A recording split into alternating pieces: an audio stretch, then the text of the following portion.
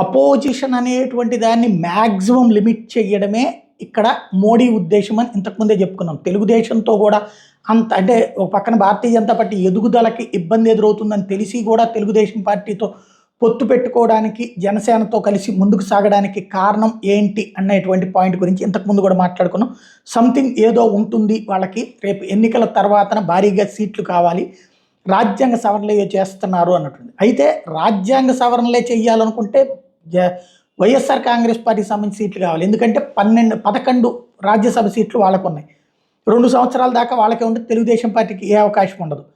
అయితే అటు వైసీపీ ఖచ్చితంగా సపోర్ట్ చేస్తుంది, తెలుగుదేశం పార్టీ లేకపోయినా పార్లమెంట్లో సపోర్ట్ చేస్తే ఇంకోటి కొన్ని సీట్లు సొంతగా రావడానికి కూడా చూసుకున్నారు.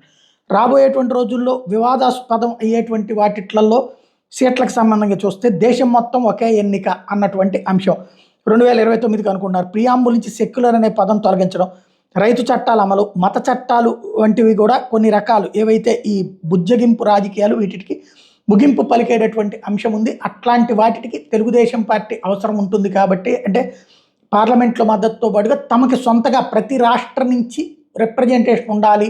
కేరళలో కూడా ఈ దఫా గెలుస్తాం, తమిళనాడులో గెలుస్తాం అన్నటువంటి నమ్మకం ఉంది, కానీ ఆంధ్రాలో గెలుస్తాం అన్నటువంటి నమ్మకాన్ని రాష్ట్ర నాయకత్వం ఇవ్వట్లేదు, జాతీయ నాయకత్వానికి కూడా లేదు. కాబట్టినే ఈ పొత్తు ద్వారా కొన్ని సీట్లైనా సాధించడం అన్నటువంటి రూట్లో వెళ్తున్నట్టు కనబడుతుంది.